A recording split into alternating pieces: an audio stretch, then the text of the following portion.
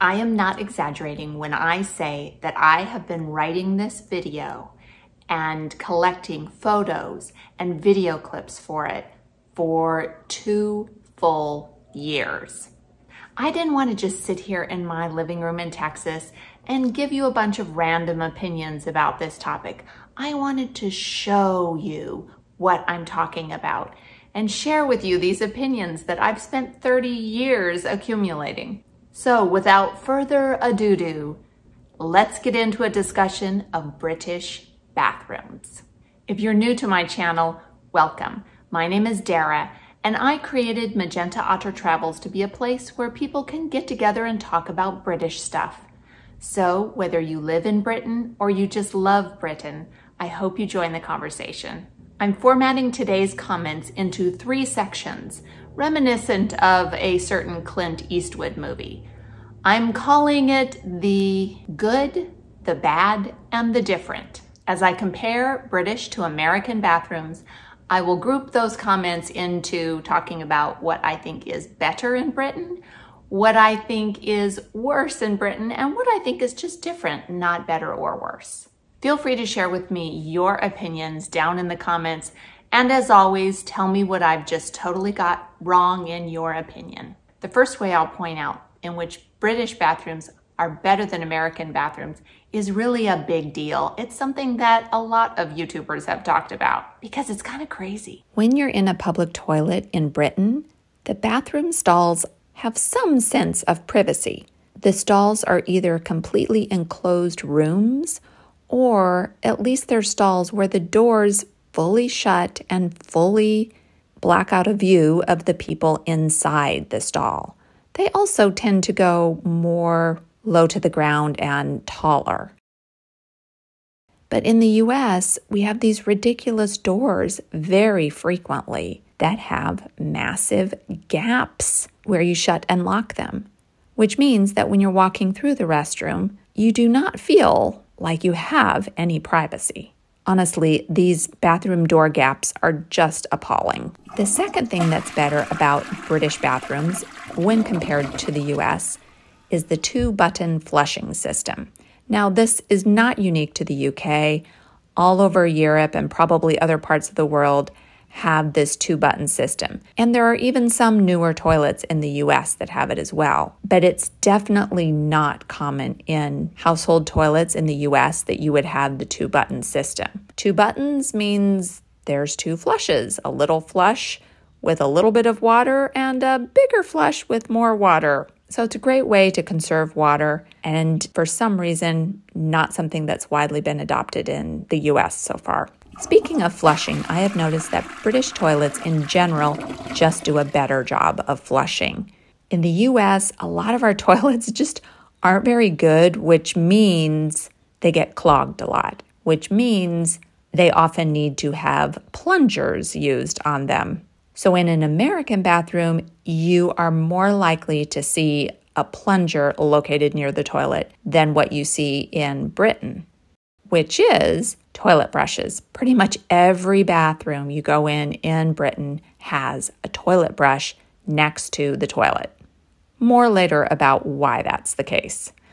But it is convenient to have a toilet brush located next to every toilet to keep it looking cleaner. Another thing I like about British bathrooms is that often there are automatic fans attached with the light switches so that when you turn the light on, the fan automatically always goes on with it. And in a country where homes have issues with damp and mold, like our flat, for example, it's really good to have that automatic fan that always turns on to keep moisture from accumulating and mold happening in the bathrooms.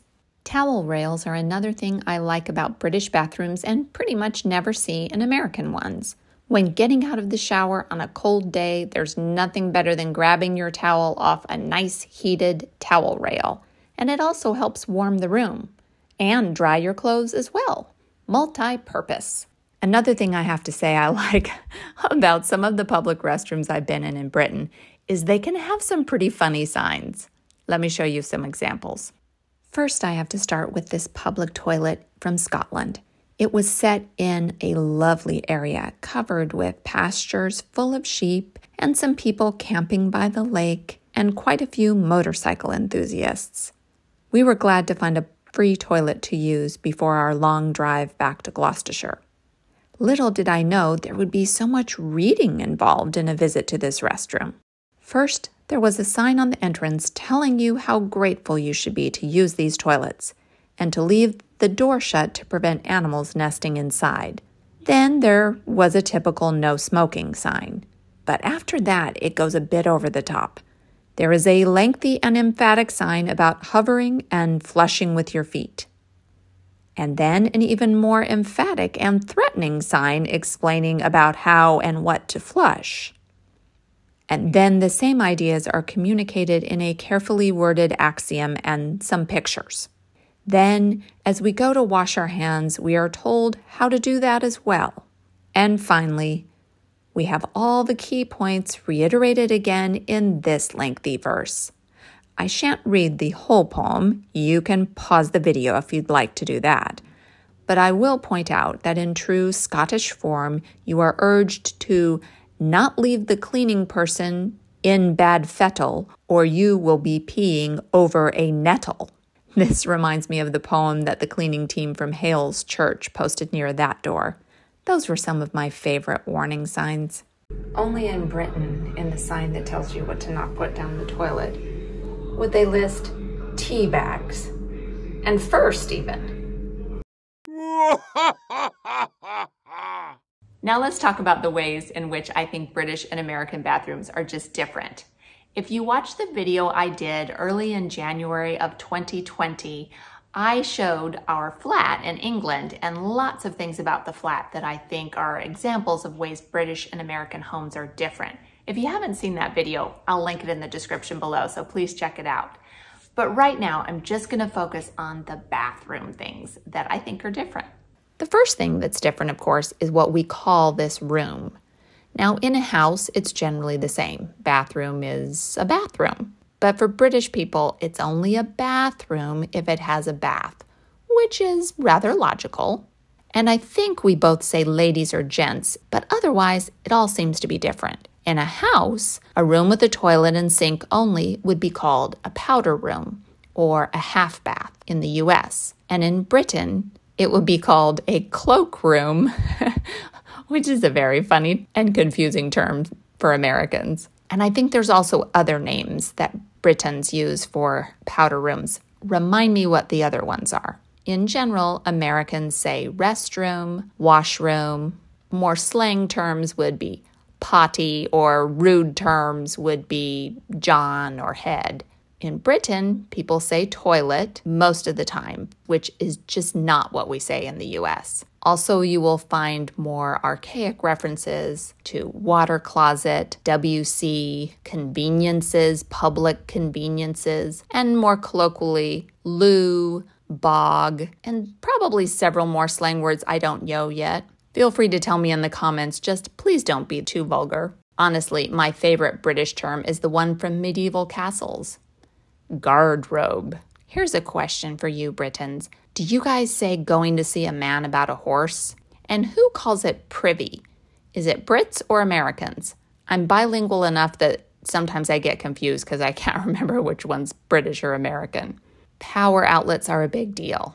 Of course, British bathrooms don't have power outlets for things like hair dryers in the bathroom because the electricity is at double the voltage and it's just dangerous. Whereas in the US, it's very common to have a hairdryer in a bathroom. So this can be good or it can be bad. In my home in Texas, for example, I don't have anywhere in my bedroom that I could dry my hair. So it's really very convenient in my huge bathroom next to the vanity to have an outlet to plug in my hairdryer. But of course, it's also dangerous because my hairdryer cord is always very close to the sink and even trails across the basin a lot of the time while I'm drying my hair. I'm sure this looks pretty dangerous to British people watching this video. Let me know if you find this alarming. Another thing that's just different is light switches. In the UK, you're going to find your light switch on the outside of the room or a pull cord inside the room. More about that later. Whereas in the US, pretty much all the time, the light switch is going to be on the wall as you enter the bathroom. I don't think one way is better than the other, it's just different. Now for a little British innovation I encountered that I have not seen in the US. We were visiting a garden and I found this little restroom that had the sink located on top of the toilet tank. It was the strangest thing, but honestly, kind of innovative, or innovative if you prefer, and admittedly rather space-saving. Another thing that you see more often in Britain than in the US are vintage loos. You can certainly find an occasional old-fashioned toilet in the US, but they are definitely more common in Britain. Here I'm showing one that we saw in Scotland, which was actually a new renovation made to look like a vintage toilet. And then another one that we saw in Wales that actually was just a very old toilet.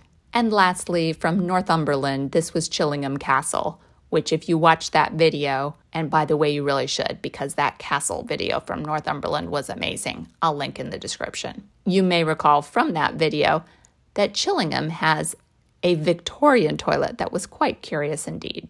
Now for American innovations, I haven't seen anything like this in Britain, but in the Dallas airport, they have a couple cool things. One is before you even enter the restroom, you can tell how many stalls are available inside, and if they're all occupied, where to get to the nearest restroom. Once you're inside the restroom, there are lights on the ceiling to tell you which stalls are vacant or occupied at a glance. Isn't that clever? Certainly better than peeking through all those door gaps.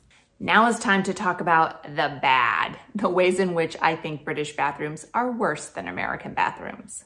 One thing I'm not a fan of about British bathrooms, including some bathrooms I've seen in new homes, is impossibly small sinks. They're like the size of lavatory sinks on a train or a plane. It's very difficult to use them and wash your hands without getting water everywhere. Speaking of getting water everywhere, shower doors or walls is one thing that I've been obsessing about in my visits to Britain for the past 30 years. Having shower curtains is very typical in the US, but it's not something I have seen many times in the UK. You can tell that I'm in a UK bathroom because of the towel rail on the wall here. This is the hotel we stayed at in Wales, the Marriott St. Pierre in Chepstow. And they have a shower curtain, just like we'd see in the States. If you are British, do you have a shower curtain in your bathroom? Have you seen shower curtains many times? Is this one of the many things I've been wrong about on YouTube? Please let me know. These little halvesy doors just do not work for me. I remember the first time I took a shower in a bathtub that had a partition like this. I got water everywhere. I just washed my hair the way I normally do, but I'm a relatively tall person. And I've got long hair that takes a lot of effort to wash. And I had nearly flooded the bathroom by the time I finished with that shower. Ever since then, I've tried all the techniques of pointing the shower head toward the wall, standing in the corner, trying not to move my arms very much. But honestly, it's just ridiculous. Why can't we have a full shower door or a shower curtain or something that keeps the water in if you're doing the shower above the tub situation of showering? Speaking about showers over tubs, the other weird shower thing is the number of bathrooms in Britain that just have a handheld shower with the tub, and it's not a stand-up shower, and there are no stand-up showers in the room. This is not something you would really see in the States. So tell me, Britons, do a lot of people shower sitting down in the tub? This is just a relatively foreign idea to us Americans. Speaking of things that are odd to Americans, electric showers. This is a very odd concept to us Americans.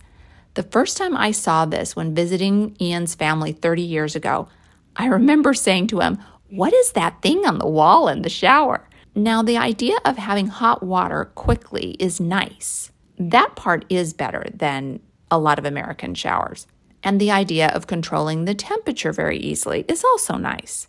But the fact that the water pressure on these units is absolutely abysmal, I've got a problem with.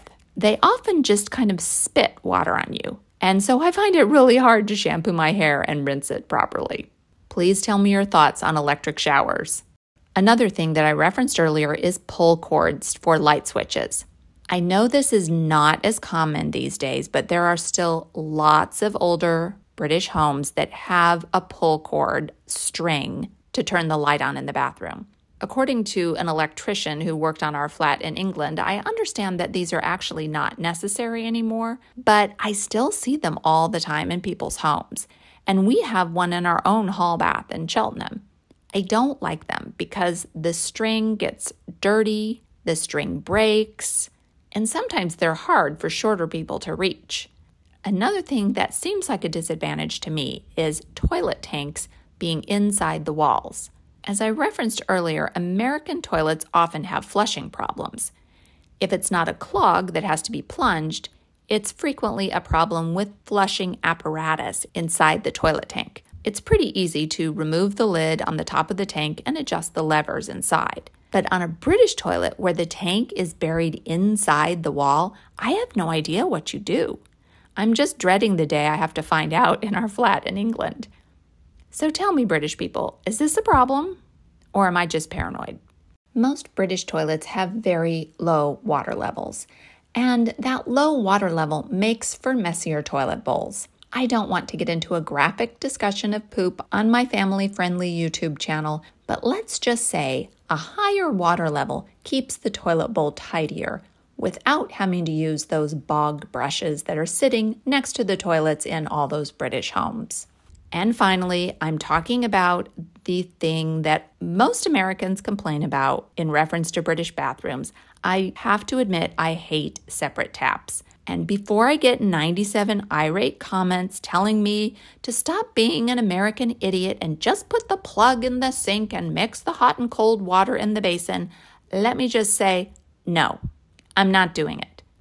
In some nasty public restroom, I am not mixing up a bunch of soapy water in a dirty sink to wash my hands. I'd rather freeze my hands off in the icy water or scald my skin in the boiling water. And don't get me started on washing my face. When I have soap suds all over my eyes that are tightly shut, I am not fiddling with soapy water in a sink basin.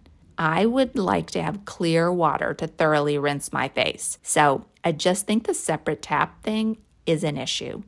So when you have two taps like this and you're washing your hands, what you have to do,